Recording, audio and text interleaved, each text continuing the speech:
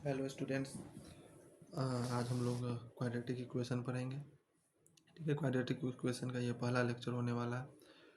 इससे पहले हम लोग जो है वो अरिथमेटिक प्रोग्रेशन चैप्टर पूरा ख़त्म कर लिए हैं, जिसमें कि पूरा ये डीपली डिस्कस्ड हम लोग जो है हर एक टॉपिक को अच्छी तरह से डीपली डिस्कस किए। उसके बाद उस पर PYQ किए, तो आप लोग आई होप आप लोग देख लिए होंगे। तो फिर आज हम लोग क्वाड्रेटिक इक्वेशन स्टार्ट करेंगे, ठीक ना।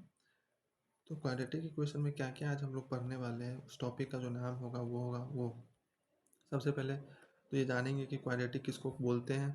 ठीक है, फिर रूट्स ऑफ क्वाड्रेटिक, जो शायद आप लोग क्लास 9th में इस रूट्स को जो है वो दूसरे नाम से जानते होंगे। क्लास 9th में इसका थोड़ा सा हिंट मिलता है, डैट इज कॉल्ड जीरोज। ठीक है ना, पॉलिनोमियल चैप्टर में एक आया टर्म आया होगा जीरोज, उसके बाद तो वही उसी का दूसरा नाम रख दिया गया है रूट्स, और कोई खास नहीं है। ठीक है, फिर पढ़ेंगे different different methods of finding roots. ठीक है, क्योंकि यदि कोई क्वाड्रेटिक है तो उसका रूट्स हम लोग कैसे निकालें, उसका अलग अलग तरीका होता है। ठीक है, अब क्योंकि अलग अलग तरीका इसलिए सीखना है क्योंकि कोई कोई क्वेश्चन में क्या होता है ना कि एक तरीका नहीं लग रहा होता, तो दूसरे तरीका के बारे में सोचना पड़ता है। उसके बाद सीखेंगे relation between coefficient and roots, उसके ऊपर इसके हम सीखेंगे। ये 4 टॉपिक आज हम लोग होने वाला। उससे पहले हम लोगों ने आपको कुछ होमवर्क में दिया था क्वेश्चन।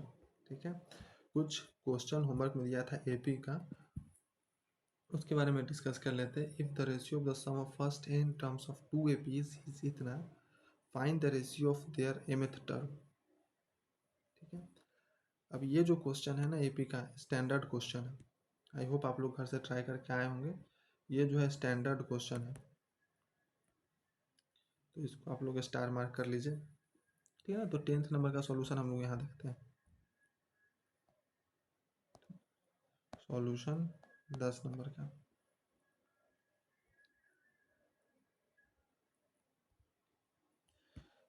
अब देखो क्वेश्चन क्या बोल रहा है ना, क्वेश्चन बोल रहा है, क्वेश्चन को ध्यान से देखें कि if the ratio of sum of first n terms, और 2 AP है, दो अलग अलग AP है, उसके फर्स्ट n टर्म्स का जो सम का रेशियो है दैट इज 7n+1:4n+27। ठीक है, ये तो क्वेश्चन सुना है, तो इसको हम लोग ऐसे लिख सकते हैं कि यहाँ पे जो हम लोग को दे रखा है वो दे रखा है Sn of 1 AP and Sn of second AP that is equals to 4n+1 by 4n+1 by sorry ये 7n है, 7n+1 by 4n+27, 4n+27 है। ठीक है, अब आगे यहाँ पर S1 देखते हैं, जो कि दोनों में नंबर ऑफ टर्म सेम है, तो यहाँ लिखेंगे n/2। सम का फार्मूला लगाएंगे, सिंपल सी बेसिक बात है। अब दो अलग अलग एक भी है, तो 2a1 plus n-1 into d is equals to 7n+1 भाई इसके नीचे क्या लिखेंगे, इसके नीचे भी सेम वही, और यहाँ d1 आएगा, और n/2 2a1 सॉरी a1 नहीं, क्योंकि ये दूसरा AP है तो इसका फर्स्ट टर्म हो सकता है कि अलग अलग हो, इसलिए ये मान लेंगे n-1 इंटू d2। ये रहा, बाई नीचे क्या होगा, नीचे है 4n+27। ठीक है, इसको थोड़ा सा ऐसा कर लिया जाए, 1 मिनट। परफेक्ट। अब यहाँ ध्यान से देखो, ये n/2 और ये n/2, ये n/2 और ये n/2 कैंसिल हो रहा है आसानी से। अब यहाँ देखने वाली बात ये है कि हमको निकालना क्या है। अब इस क्वेश्चन में आते हैं, हम लोग को निकालना क्या है, तो ratio of mth terms of both the AP, mth terms of both the AP निकालना है रेशियोज का। ठीक है, चलो देखते हैं क्या आता है रेशियो। अच्छा, यहाँ पे अगर ध्यान से देखो तो 2a1 प्लस, यहाँ पे अगर एक लॉजिक लगाओ तो अब यहाँ पर एक इम्पॉर्टेंट स्टेप होता है, और वो इम्पॉर्टेंट स्टेप ये होता है इस तरह के क्वेश्चन में, वो होता है कि n को आपको रिप्लेस करना होता है ना, n को आपको रिप्लेस करना होता है।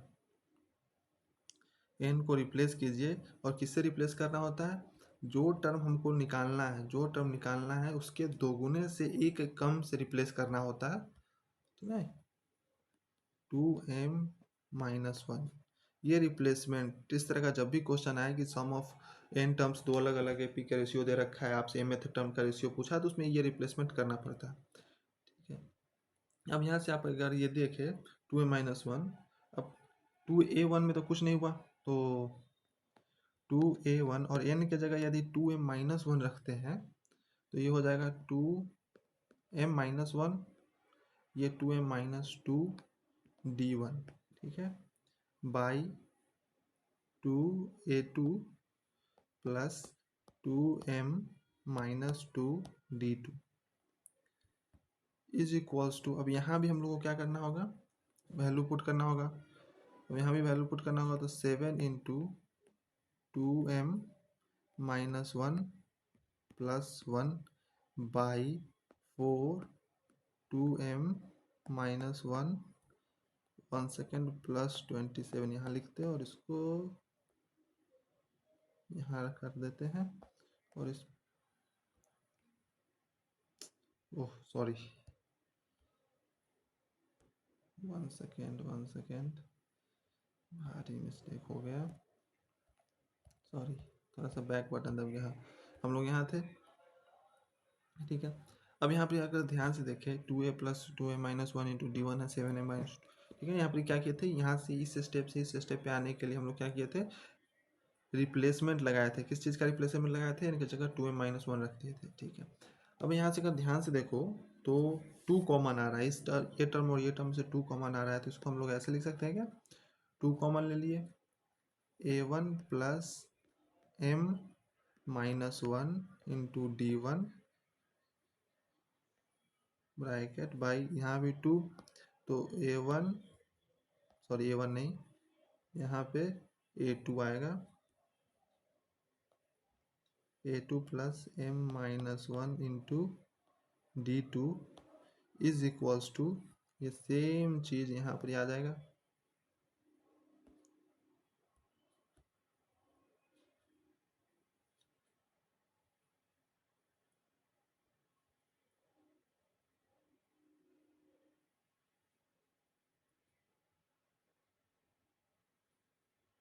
ये सेम चीज़ यहाँ पे आ जाएगा, कोई दिक्कत नहीं। अब ये 2 यहाँ से ये क्या हो जाएगा, कैंसिल, ये 2 क्या हो जाएगा, यहाँ से कैंसिल हो जाएगा, ठीक है। अब यहाँ से देखो ये क्या लिख रखा है, किसी भी एक एपी का ये जनरल टर्म ही है, जनरल टर्म भाई ये mth टर्म लिख रखा है, mth टर्म लिख रखा है, तो यहाँ से बोल सकते हैं कि mth टर्म ऑफ AP1 और mth टर्म ऑफ AP2 का जो रेशियो आएगा that is going to be, इसको सॉल्व कर लीजिए, 14m-7 प्लस 1 यानी -6, -4 प्लस 20 यानी 8m प्लस 23, यही आपका आंसर होगा, ठीक है। आई होप आप लोग को ये क्वेश्चन समझ में आया होगा, क्वेश्चन नंबर 10 था। अब हम लोग इसको एक सेकेंड इसको थोड़ा सा छोटा कर देते हैं कि आगे क्वेश्चन बनाने में भी हम लोग के पास जगह हो भरपूर सा।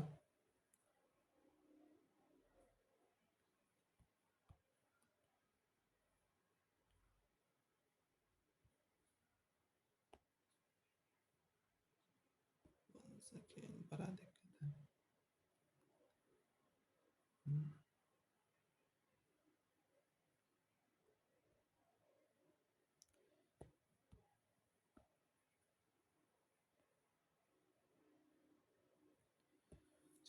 अब 11th नंबर क्वेश्चन पे आते हैं हम लोग।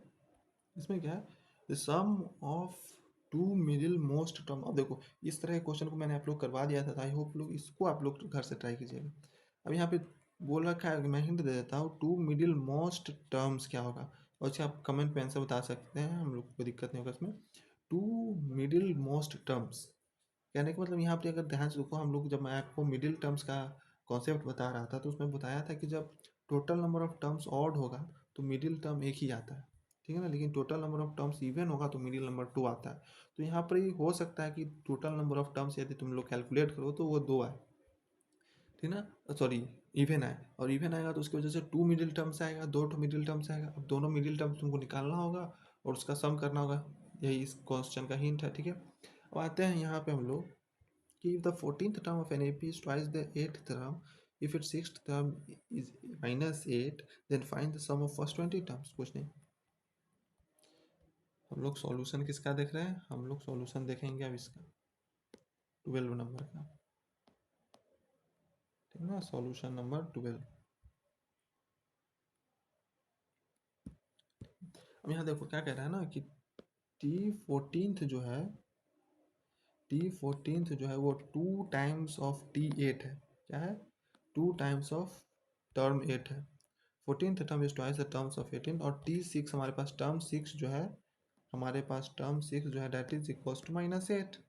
तो हमसे पूछा सम ऑफ फर्स्ट 20 टर्म्स। चलो कोई बात नहीं। तो अभी यहाँ से अगर फर्स्ट इक्वेशन को, इस इक्वेशन को यदि हम लोग यहाँ से इस इक्वेशन को कॉपी करें और यहाँ लिखे,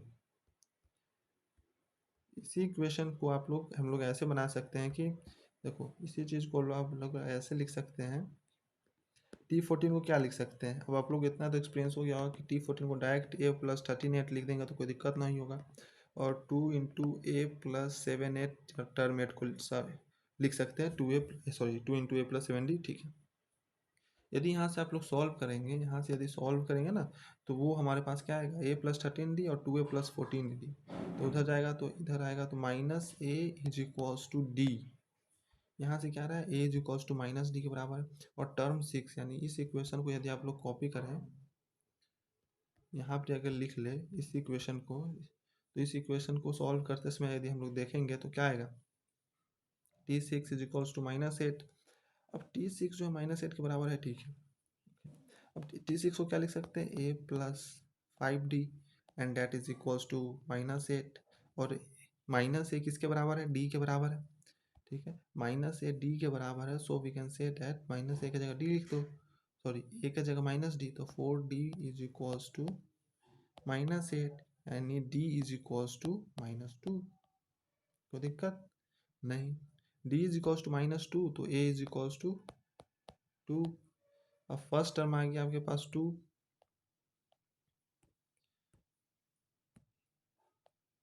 फर्स्ट टर्म आपके पास आ गया 2।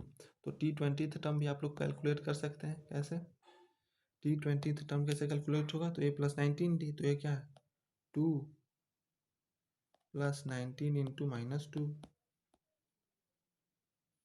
ठीक है। 19 इंटू -2 तो 30 है, तो -36। तो सम ऑफ फर्स्ट 28 टर्म्स क्या हो जाएगा? Sum of first 20 terms is equals to 20/2।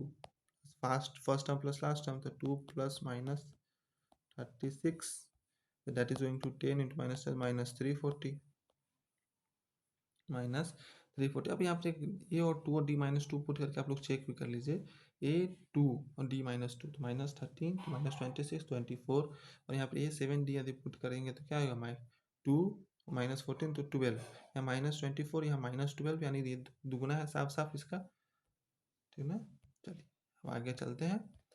तो हाँ, ये था एपी का लास्ट कुछ PYQs, जिसमें कि हम लोगों ने देखा कुछ इंपॉर्टेंट कॉन्सेप्ट। अब आगे चलते हैं, हमारा जो मेन चैप्टर है। 1 सेकेंड, 1 सेकेंड, सॉरी, मैं कहाँ नीचे जा रहा हूँ, पर ही तो। अब हम लोग का मेन जो टॉपिक है वो स्टार्ट होने वाला है, एंड दैट इज क्वाड्रेटिक। यहाँ से, ठीक ना। तो सबसे पहले बेसिक्स ऑफ क्वाड्रेटिक इक्वेशन क्या कहता है ना, कि यहाँ पर यहाँ से पॉइंट लिखना स्टार्ट होता है। तो सबसे पहला पॉइंट जो है हमारा, 1 सेकेंड,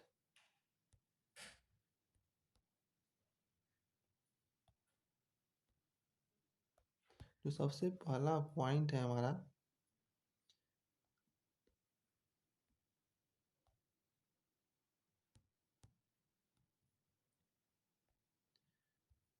सबसे पहला पॉइंट है हमारा, वो है ये कि क्वाड्रेटिक जो होता है ना, वो होता क्या है। आप लोग क्लास 9th में पॉलिनोमियल्स पढ़े होंगे, ठीक है ना। क्लास 9th में पॉलिनोमियल्स आप लोग को पढ़ाया होगा। आई होप आप लोग को कुछ बातें उसकी याद होगी, तो मैं उतना उसके डिटेल में नहीं जा रहा हूँ। तो कोई भी पॉलिनोमियल फंक्शन, सिंपल सा डेफिनेशन, पॉलिनोमियल फंक्शन को शॉर्ट में f के पावर n लिख देता हूँ ताकि जगह ज़्यादा नहीं है, इसलिए थोड़ा सा शॉर्ट में चलना पड़ता है। Polynomial function that is in the form of polynomial function whose highest power whose highest power of variable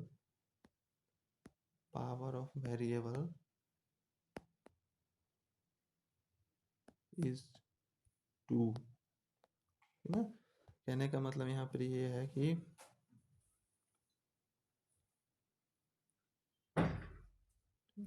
quadratic function उसको कहें, क्वाड्रेटिक पॉलिनोमियल उसको कहते हैं जिसमें कि हमारा ये वैसा पॉलिनोमियल फंक्शन जिसका कि हाईएस्ट पावर वेरिएबल का 2 होना चाहिए, उसको हम लोग क्या कहते हैं, पॉलिनोमियल फंक्शन। नहीं क्या है, बोलिए ना।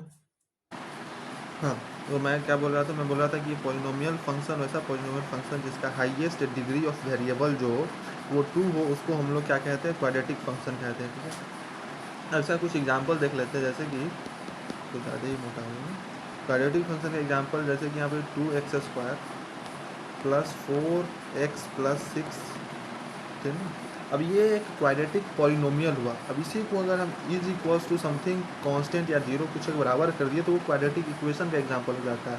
और क्लास 10th में जो मेन चैप्टर है वो क्वाड्रेटिक पॉलिनोमियल नहीं है, क्वाड्रेटिक इक्वेशन है। ठीक है, इसलिए क्वाड्रेटिक इक्वेशन पे हम लोग ज़्यादा फोकस देंगे। इसी तरह के आप कुछ एग्जाम्पल और 12 कुछ का नहीं, x² plus x plus 1 is equals to 0, 4x² plus 1 is equals to 0, 5x² plus x is equals to 0. These are the examples of quadratic equations. ठीक है, अब यहाँ पे हम लोग ये देख सकते हैं कि क्वाड्रेटिक इक्वेशन का डेफिनेशन जो है उतना इम्पोर्टेंट नहीं है। ठीक है, क्वाड्रेटिक इक्वेशन का इम्पोर्टेंट ये है कि general form of quadratic equation यदि हम लोग यहाँ बात करें, टॉपिक नंबर 2 जो हमारा होने वाला है वो ये होने वाला है कि, है ना, टॉपिक नंबर 2 होने वाला है ये general equation of general form of quadratic equation, general form of quadratic polynomial बोल लीजिए, या फिर क्वाड्रेटिक, अब इससे क्वाड्रेटिक को मैं क्वाड डॉट लिख दूंगा, क्वाड्रेटिक पॉलिनोमियल या फंक्शन जो बोल दीजिए वो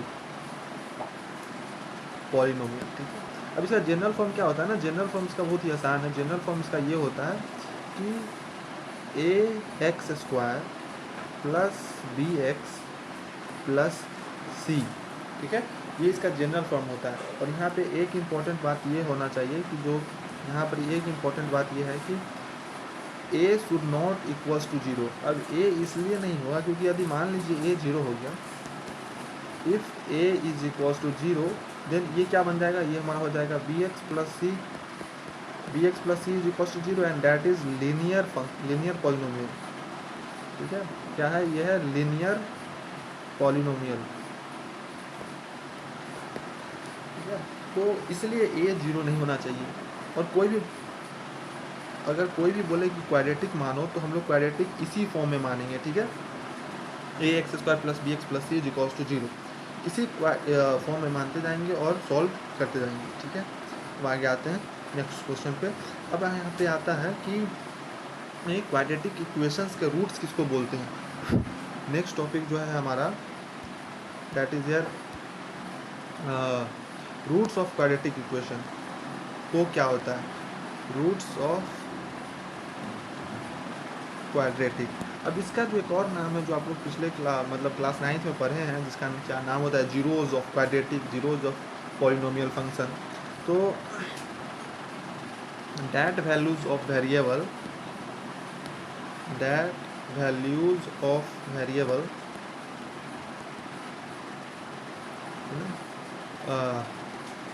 after putting them in equation, है ना, results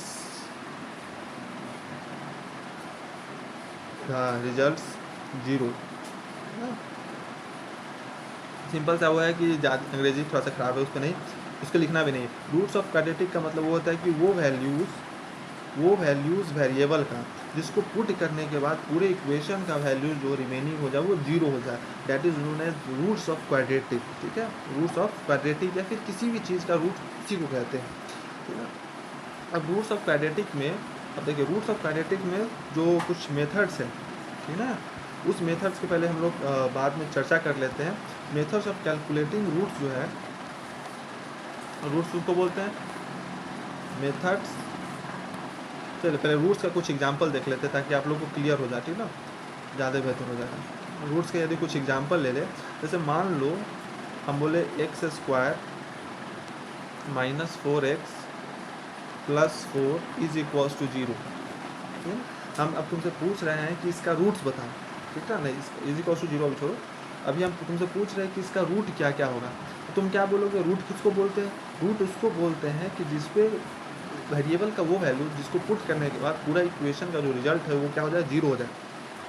ठीक, तो यदि आप लोग ध्यान से देखोगे क्लास 9th में आप लोग को फैक्टराइजेशन भी पढ़ाया गया होगा, ठीक है ना, क्लास 9th में आप लोगों को क्या पढ़ाया गया होगा? फैक्टराइजेशन पढ़ाया गया। तो फैक्टराइजेशन यदि देखें ध्यान से यहाँ पे, तो एक्स स्क्वायर माइनस, इसको हम लोग लिख सकते हैं 2x minus 2x splitting middle term factorization, जो कि आप लोग को सिखाया गया होगा क्लास 9th में। अगर नहीं सिखाया गया तो इसके आगे चल के मैं कुछ क्वेश्चंस के थ्रू उसको आपको सिखा भी दूंगा, चिंता मत कीजिए। तो x square minus 2x plus 4 लिखा गया। अब यहाँ से यदि x कॉमन लिया जाए तो x माइनस 2, और यहाँ से यदि माइनस 2 कॉमन लिया जाए तो x माइनस 2, और इस दोनों टर्म में से x माइनस 2 कॉमन लिया जाए तो यहाँ x माइनस 2, और यहाँ पे ध्यान से देखा जाए तो x इज इक्वल्स टू 2 जो है वो क्या हो? रूट है इसका, यानी x इज इक्वल्स टू, यहाँ पे आप अगर वैल्यू 2 पुट करते हैं तो ये इक्वेशन 0 बन जाएगा। ठीक है, एक मेथड तो ये हुआ। अब इसी क्वेश्चन को मैं कॉपी करके दूसरा तरीका से समझाने की कोशिश करूँ तो यहाँ पे आप देख सकते हैं कि यहाँ पे अगर मैं कॉपी करूँ और दूसरे तरीका से समझाने की कोशिश करूँ, अगर ध्यान से देखो ये x का स्क्वायर है, ये x का स्क्वायर है, कोई दिक्कत यहाँ तक नहीं? ठीक है, अब ये minus 2 into x, dot into को मैं डॉट से दिखा दे रहा हूँ, 2 इंटू एक्स इंटू, अब यहाँ ध्यान से देखिए ये भी 2 का स्क्वायर है और ये इंटू 2, तो a square plus b square minus 2 भी, it is the example of a minus b का होल स्क्वायर, तो ए माइनस बी का whole square is equals to 0। तो यहाँ से भी क्या रहा है? X is equals to 2 is the root of this quadratic polynomial and x is equals to 2 is the root of this quadratic polynomial. तो आपको रूट निकालने के लिए सिंपल सा प्रोसेस करना है, जो इक्वेशन दे रखा है उसको, और जो पॉलिनोमियल दे रखा है उसको 0 के बराबर कीजिए और फाइंड कीजिए कि वेरिएबल का वो वैल्यू जो पुट करने पर वहाँ पर क्या आ जाए? 0 आ जाए, पूरी तरह से रिजल्ट 0 आ जाए। ठीक है, अब यहाँ पे हम लोग को मेनली जो पढ़ना है वो methods of calculating roots of quadratic पढ़ना है। ठीक है, methods of calculating of roots of quadratic पढ़ना है, और किसी के रूट्स के बारे में हम लोग को नहीं जानना है। ठीक है, चलिए आते हैं हम लोग यहाँ पे फिर, तो क्या है? Methods of calculating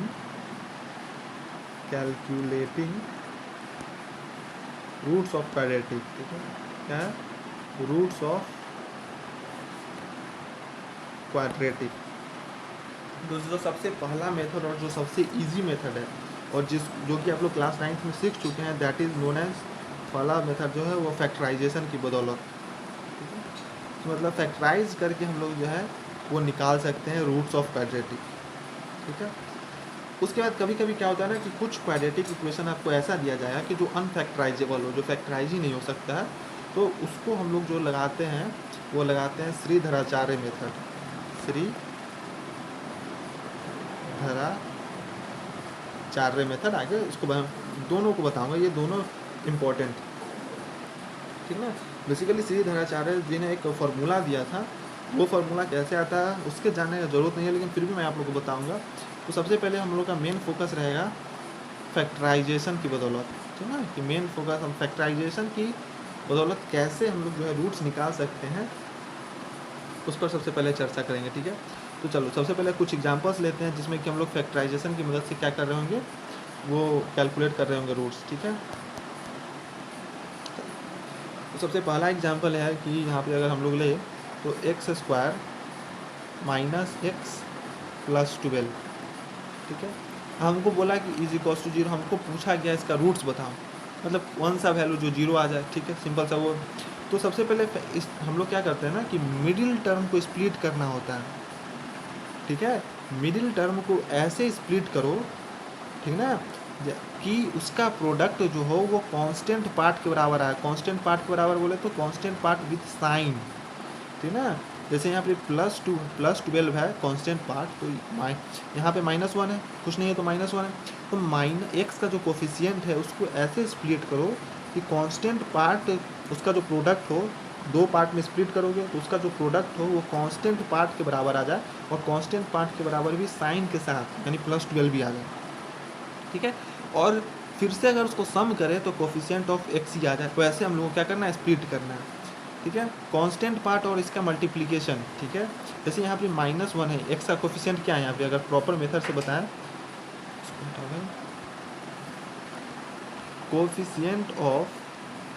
coefficient of x क्या है हमारे पास, -1। तो हम लोगों को क्या करना है ना, इसको ऐसे स्प्लिट करना है, ऐसे इसको दो भाग में ऐसे स्प्लिट करना है।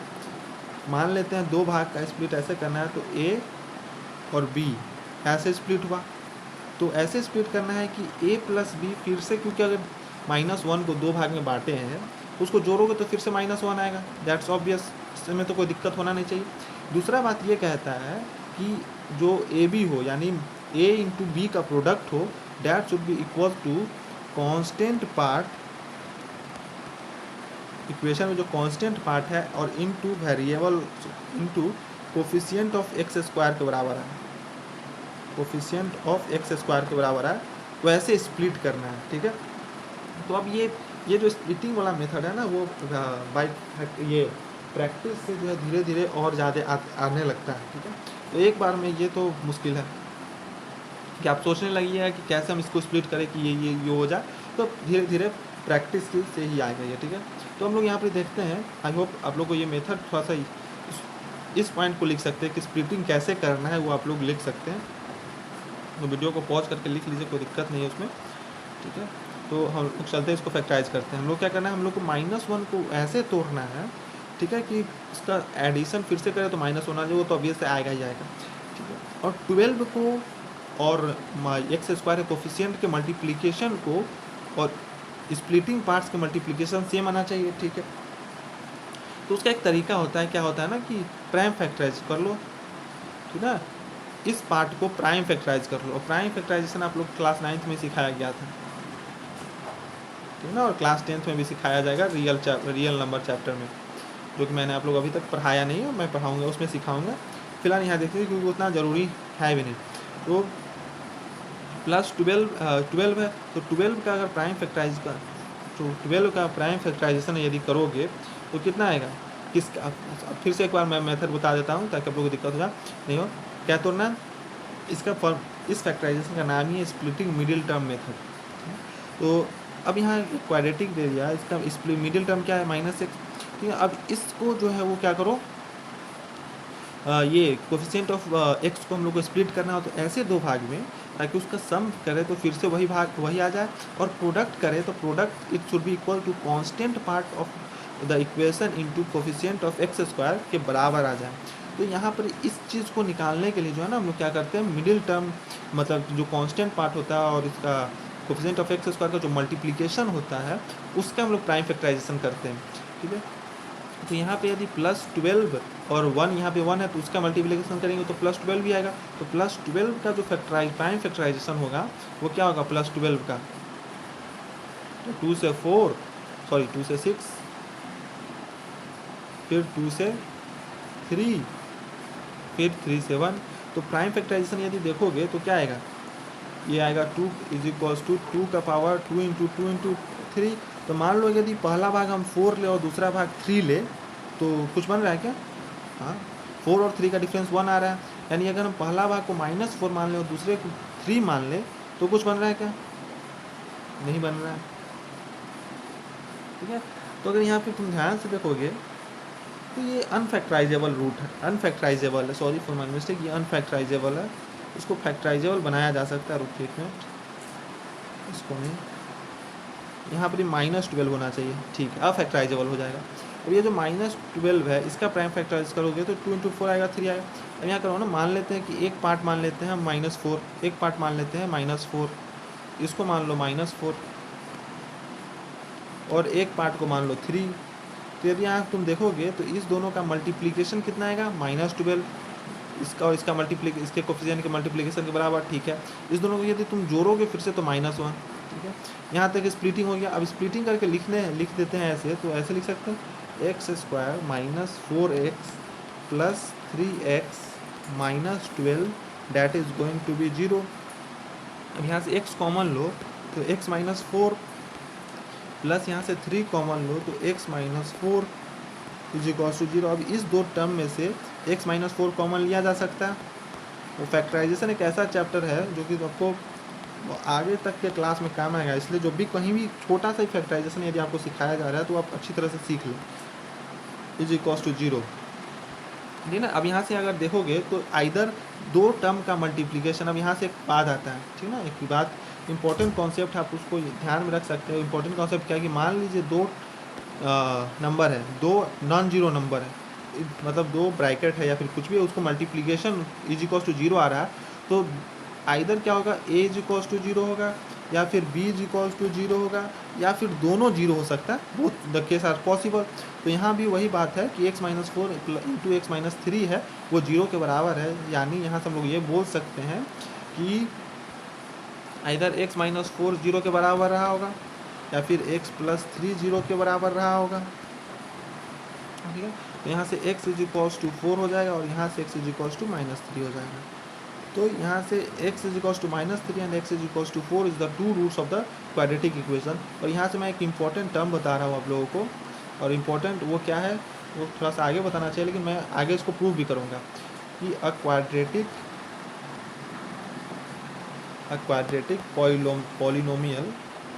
polynomial will always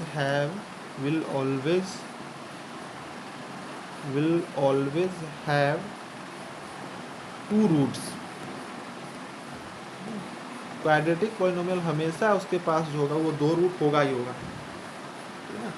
अब आगे यहाँ पर आते हैं, पहला मेथड तो था फैक्टराइजेशन से, ये मिडिल टर्म मेथड से। मैं आप लोग अभी आज सिर्फ कॉन्सेप्ट सिखा रहा हूँ इस लेक्चर में। इसका अगला जो लेक्चर होगा रूट्स निकालने पर, उसमें मैं आप लोग को इसी फॉर्मूले पर बहुत सारे प्रैक्टिस करवाऊँगा, और जिससे कि आप लोग कॉन्सेप्ट भी रिकॉल हो जाए और समझ में जाए। अब दूसरा मेथड जो हमारा है श्रीधराचार्य मेथड, उस पर चर्चा करते हैं। तो general form of quadratic equation क्या था, तो general form of quadratic equation यहाँ पे अगर श्रीधराचार्य फार्मूला प्रूफ भी लिखना चाहते हैं कि श्रीधराचार्य फार्मूला का प्रूफ कैसे होगा, तो लिखा किसी भी एग्जाम में पूछा नहीं जाता, लेकिन है ना, ax² + bx + c = 0। ओके, कोई दिक्कत नहीं। अब यहाँ पर एक बात कीजिए कि मान लेते हैं हम लोग क्या ना कि ए से डिवाइड कीजिए पूरे इक्वेशन को, क्या कर दीजिए, ए से डिवाइड, पूरे इक्वेशन को ए से डिवाइड कीजिएगा तो क्या मिलेगा हमको, यहाँ से x² + b/ax + c/a = 0, ठीक है। बेसिकली यहाँ ये जो श्रीधराचार्य मेथड है ना, वो कंप्लीटिंग स्क्वायर मेथड है, ठीक है। अब यहाँ पे हम लोग क्या करना होता है ना कि ये स्क्वायर कंप्लीट करो। यहाँ पे 2 है, ठीक है, यहाँ पे 2 नहीं है और 2 है, तो क्या कर सकते हैं यहाँ पे एक और चीज़ कि x², यहाँ पे x है तो प्लस 2 नहीं है, इट मीन्स कि दूसरा टर्म जो होगा 1/2 रहा होगा, तो 2 × 1/2 यदि लिख दे और b/ax लिखे तो कोई दिक्कत, b/ax लिख दे, बंद कर दो,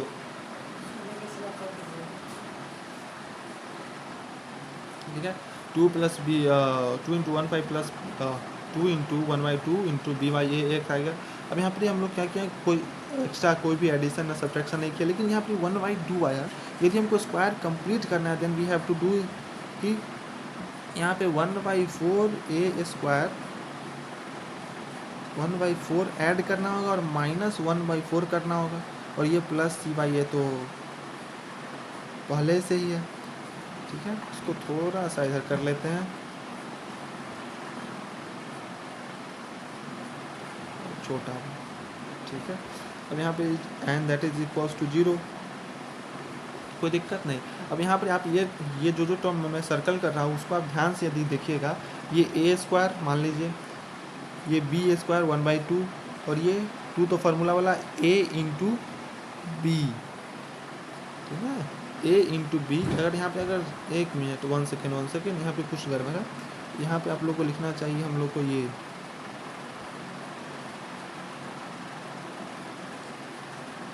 यहाँ पर कुछ गड़बड़ हो गया, 1 सेकेंड, यहाँ प्लस है। अब ये बी बाई ए जो है ना वो गड़बड़ कर रहा है, क्या कर रहा है, बी बाई ए गड़बड़ कर रहा है, तो 1/4 b square by a square करना पड़ेगा ना, 1/4 b square by a square. तो ये हो गया ना पूरा, देखो ए स्क्वायर और ये यहाँ पर ए है और ये पूरा बी है, तो हम लोग को ऐड करना होगा क्या, b square by a square. इसको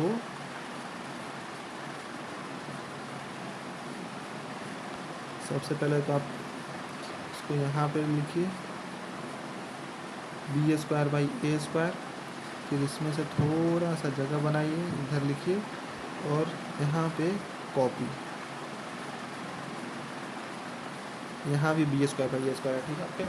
अब अगर मैं यहाँ पर एक बात देखूँ, यहाँ पर आप लोग ध्यान से देखिएगा, ये ठीक है, ये स्क्वायर, ये बी स्क्वायर, बी कौन सा देखिए, अब सर्कल पर ध्यान दीजिएगा, ये ए स्क्वायर, ये बी स्क्वायर, ये वाला सर्कल, ये निगेटिव साइन थोड़ा सा ऐसे, ये और ये 2 इंटू ए इंटू ये बी, ठीक है, 2 इंटू ए इंटू बी, तो ये क्या है, तो a square plus 2 b square plus 2ab, a plus b के होल स्क्वायर का फार्मूला, ठीक है, ए प्लस बी के होल स्क्वायर का फार्मूला हो गया ये। तो यहाँ से हम लोग ये लिख सकते हैं कि it is the x plus 1/2 b by a का होल स्क्वायर, एंड यहाँ पे हम लोग ये लिख सकते हैं कि यहाँ पे लिख सकते हैं बी स्क्वायर, यहाँ पर यदि इज इक्वल्स टू उधर जाएगा तो सी बाई ए माइनस में बी स्क्वायर बाई 4 है, तो यहाँ से लिख सकते हैं b square by 4 a square minus c by a, इसको उधर लेगा प्लस माइनस में, इधर माइनस में था तो वो प्लस में, ठीक है। अब यहाँ से अगर इसी चीज़ को मैं कॉपी कर लूँ, थोड़ा सा 1 सेकेंड, बार बार लिखना नहीं पड़ेगा,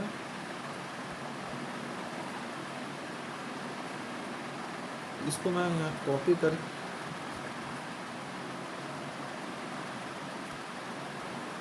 ये कुछ ऐसा था, ठीक है, इसको मैं यहाँ कॉपी करके अब लिख लूँ और इसको थोड़ा सा सिंप्लीफाई कर दूँ, यहाँ पे सिंप्लीफाई करके लिख दूँ, तो क्या हो जाएगा यहाँ पर, ये एलसीएम आएगा 4a स्क्वायर, कोई दिक्कत नहीं, 4a स्क्वायर, कोई दिक्कत नहीं। अब यहाँ पर अगर लिखोगे तो ये B square minus 4ac, LCM ले लिए ऑब्वियसली, कोई ज़्यादा कारनामा वाला काम नहीं किया, ठीक है। अब यहाँ से क्या कर सकते हैं ना कि यहाँ से अगर देखो एक्स स्क्वायर इधर है तो उधर जाएगा तो रूट में बदल जाता है, फिर से कॉपी कर लो, यदि फिर से मैं यहाँ कॉपी कर लूँ और इसको 1 सेकेंड,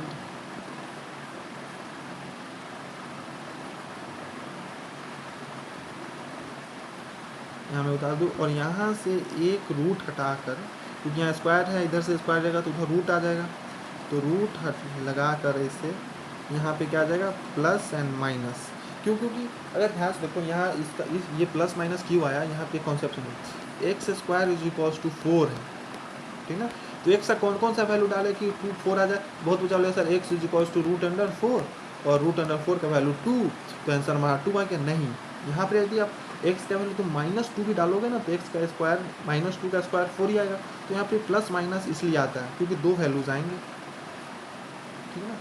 अब देखो यहाँ पे बच्चा कॉन्सेप्ट कहाँ दिक्कत आएगा, वो कॉन्सेप्ट ध्यान समझ लो, आगे चल के दिक्कत आता है, √4 का एक ही वैल्यू होगा डैट इज 2, लेकिन x square is equals to 4 है तो इसका 2 वैल्यू आ जाएगा, ठीक है, ये ध्यान में रखना, बहुत काम का है।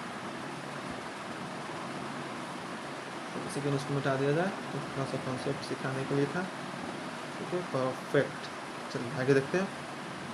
यहाँ है, अब यहाँ से अगर आप लोग ध्यान से देखो तो यहाँ से हम लोग लिख सकते हैं x इज इक्वल्स टू, इसको भी उधर ले जाओ तो माइनस बी बाई टू ए। अब ध्यान से देखो, क्योंकि रूट जो है वो बढ़ जाता है तो प्लस माइनस रूट अंडर, तो यहाँ पर अगर तुम यहाँ से ध्यान से देखोगे ये प्लस माइनस,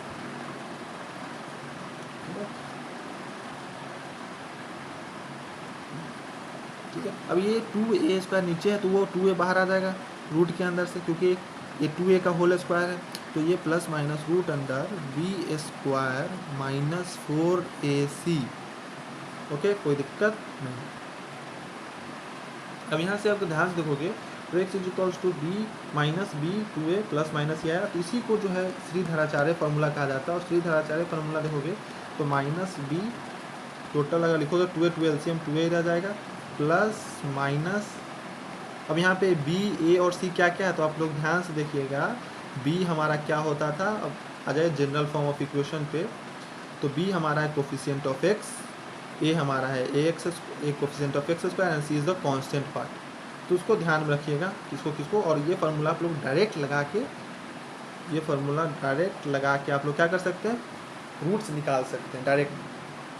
जैसे पिछला क्वेश्चन जो आया था, मैं उसी को अगर लो और इस फार्मूला से आप लोग को अगर समझाने की कोशिश करूँ तो बेहतर रहेगा।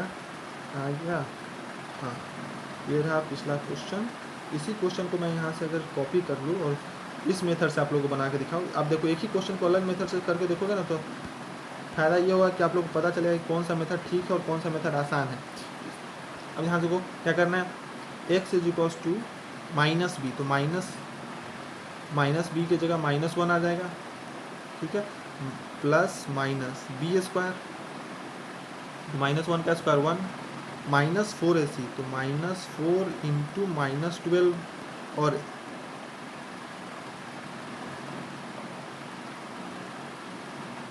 -12 into -1 coefficient of x square by 2a, तो 2 इंटू 1। अब यहाँ से अगर सॉल्व करो तो -1 plus 1 plus minus root under 12×48 और 49 तो 49 बाई 2। अब इसी को सॉल्व करोगे तो क्या आएगा, 1 प्लस माइनस 49 का वैल्यू √7, रूट अंडर 49 का वैल्यू 7 2। अब यहाँ से एक बार 7 का वैल्यू, अगर एक बार 1 प्लस 7 होगा, यहाँ से 1 प्लस 7 बाई 2 एक वैल्यू, और दूसरा 1 माइनस 7 बाई 2, ठीक है। तो एक वैल्यू अगर तुम यहाँ से देखोगे तो 4 आएगा और एक वैल्यू आएगा -3। एक सेकेंड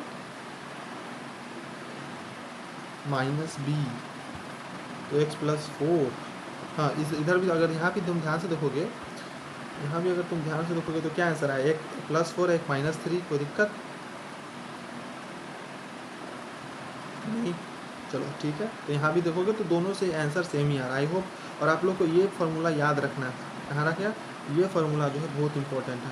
मैं अलग कलर से मार्क कर दे रहा हूँ, अभी तक क्लास में एक ही फार्मूला बताया और ये फार्मूला बहुत मीठा है, और ये श्रीधराचार्य फार्मूला किसको कहते हैं, ठीक है। आगे आप लोग मैथ लीजिएगा तो 11th में भी ये फार्मूला फिर से आपको पीछे पड़ेगा, ठीक है। अब इस फार्मूला के बारे में और कुछ जानना है तो वो फार्मूला को मैं यदि कॉपी करके यहाँ लिख लूँ तो ज़्यादा सही रहेगा ना, कॉपी। अब यहाँ पर एक ध्यान से देखें तो यहाँ पे कुछ इंपॉर्टेंट बात मैं ये बताने वाला हूँ कि इसमें जो ये पार्ट है,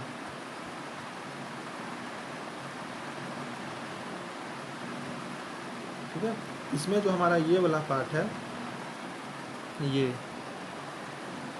इसको हम लोग कहते हैं डिस्क्रिमिनेंट, ये वाला पार्ट, सिर्फ ये वाला पार्ट। यहाँ पर अगर देखा जाए तो यहाँ पर एक इम्पॉर्टेंट बात ये है कि अंडर रूट नहीं, b² -4ac को जो है हम लोग इस चीज़ को डिस्क्रिमिनेंट बोलते हैं, डिस्क्रिमिनेंट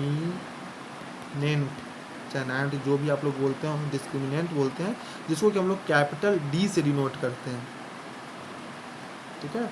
इसका भी बहुत बड़ा रोल है to find the nature of roots of quadratic, तो रूट किस तरह का आएगा, रेशनल आएगा, इरेशनल आएगा या फिर ये इंटीजर आएगा, तो इसकी की मदद से हम लोग वो सब बात पता करते हैं, ठीक है।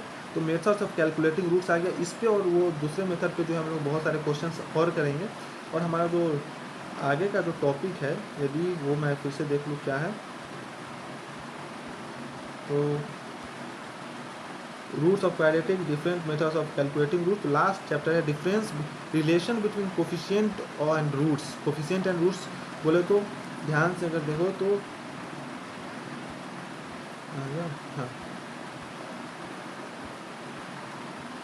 कोफिशिएंट्स ये रहा, ठीक है। और इसके रूट्स में क्या है, तो यदि आप लोग मान लो दो रूट है, लेट्स सपोज यहाँ पे दो रूट आया, यहाँ पे दो रूट आएगा। अब इस दोनों रूट को मान लो x1 x2, let's suppose alpha beta, या फिर आप लोगों को जो मानना है, तो let's suppose x1 and x2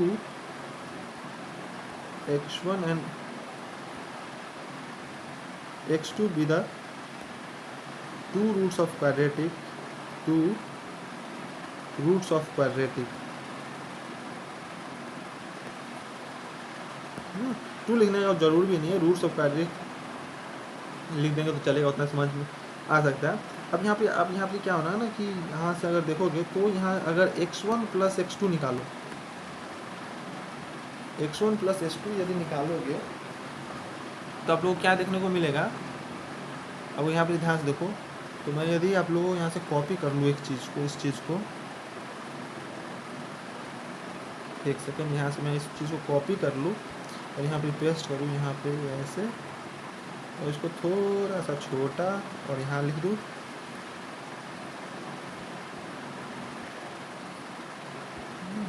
और इस लाइन को मिटा दिया जाए और इसको जोड़ दिया जाए, ठीक है। फिर प्लस कॉपी, क्योंकि दूसरा रूट क्या है, दूसरा रूट भी तो हमारा यही है। अगर दूसरा रूट को सम किया जाए, यहाँ पे जोड़ा जाए, और इसमें से हम लोग क्या करते हैं ना, प्लस के साइन को गायब, तो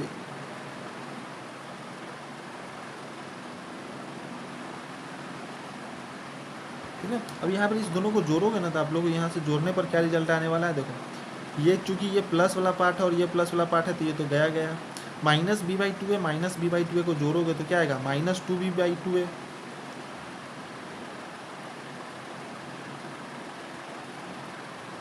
minus two b by two a, तो that is going to B minus b by a. तो यहाँ से हम लोग ये बोल सकते हैं कि सम ऑफ रूट्स जो आएगा वो क्या आएगा, minus times of coefficient of x in by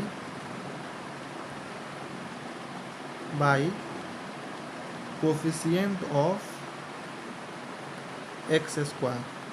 ये हमारा क्या हो गया, आपका पहला रिजल्ट, पहला जो रिलेशन है सो। और इस रिलेशन का भी भरपूर इस्तेमाल होता है, अगर मैं सही बात बोलूँ तो।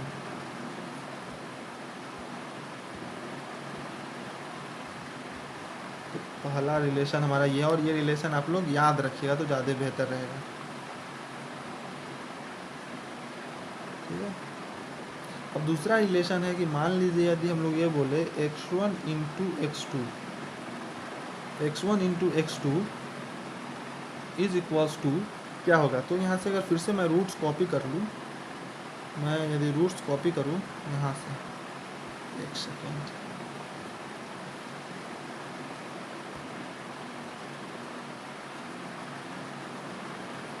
रूट्स कॉपी कर लूँ और x1 इंटू x2 करूँ यहाँ पे, जस्ट इसको थोड़ा सा छोटा, और यहाँ से क्या गायब करना है हम लोग को, माइनस वाला साइन ना, और इसको ब्रैकेट में क्लोज इंटू यहाँ से दूसरा रूट्स क्या करना है, एक सेकेंड थोड़ा सा जगह दे दीजिए, हाँ good.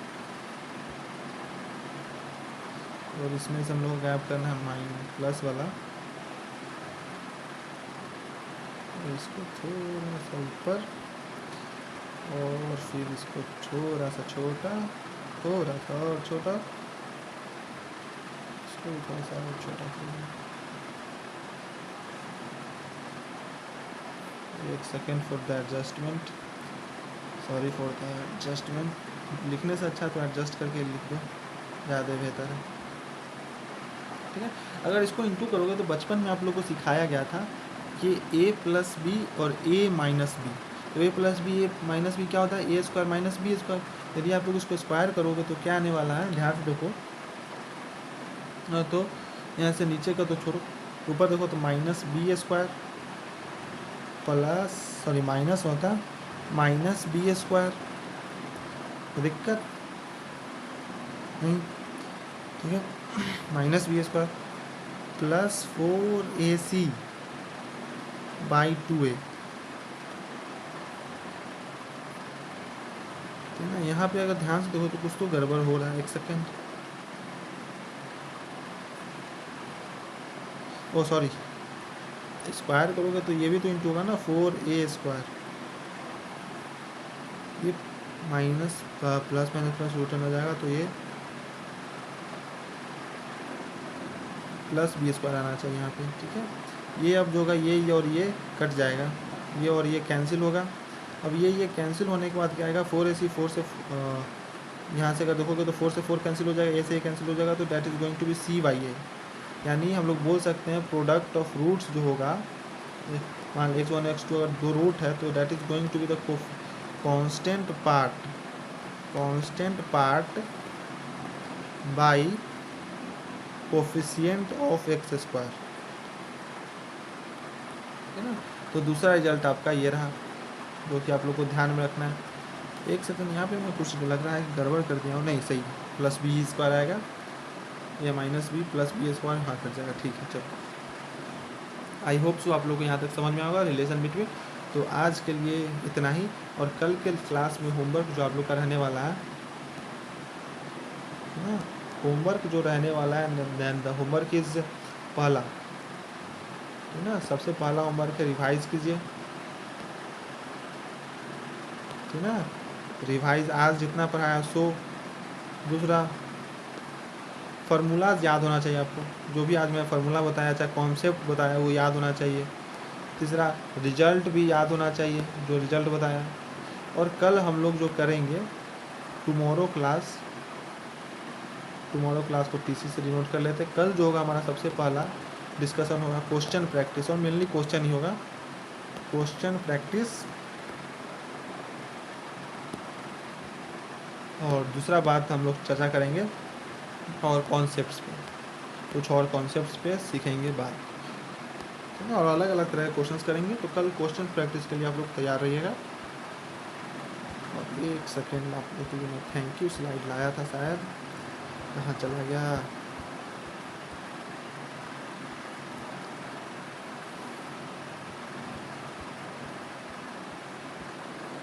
So thank you and bye bye. लोग रिवाइज करके आइएगा।